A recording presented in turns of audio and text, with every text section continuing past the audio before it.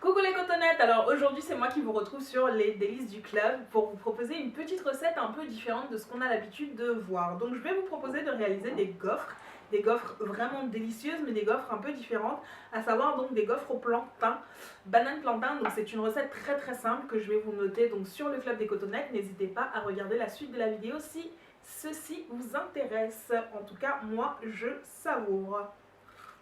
Salut!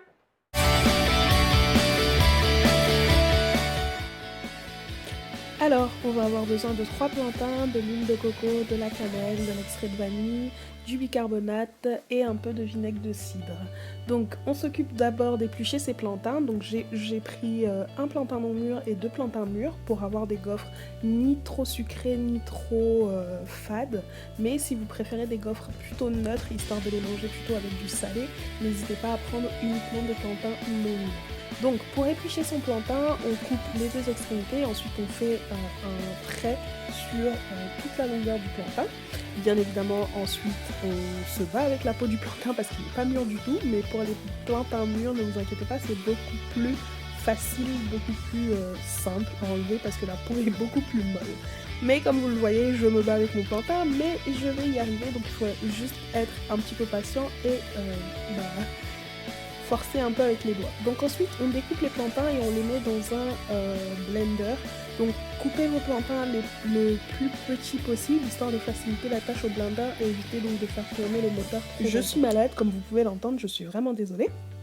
Donc ensuite on fait tourner le blender et on n'hésite pas à l'arrêter de temps en temps et ensuite à venir remélanger le tout avec une cuillère histoire de lui faciliter le travail. Donc c'est pour ça que je vous dis couper les plantains le plus petit possible histoire de faciliter la tâche donc à la lame et au moteur du blender.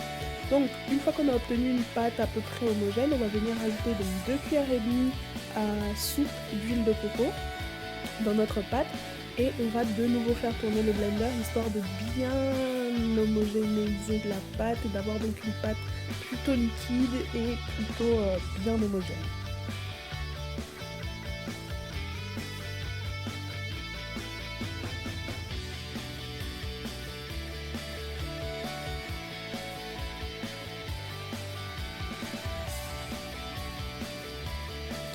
Une fois que c'est fait, donc je vais venir rajouter le reste des ingrédients. Donc on va rajouter une cuillère à soupe de cannelle.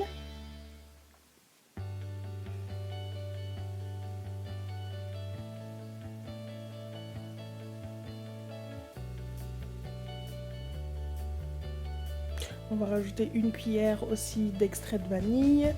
On va rajouter une cuillère, enfin une demi-cuillère de vinaigre de cidre.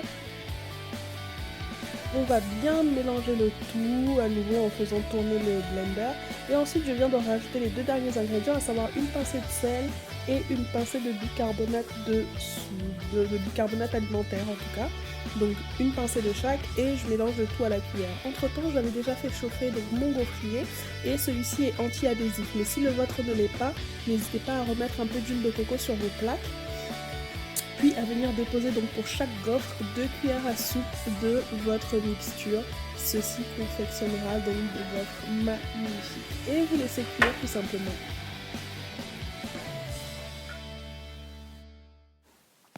Voilà, vous vérifiez la cuisson, mais normalement vous faites cuire vos gaufres à peu près entre 3 et 5 minutes.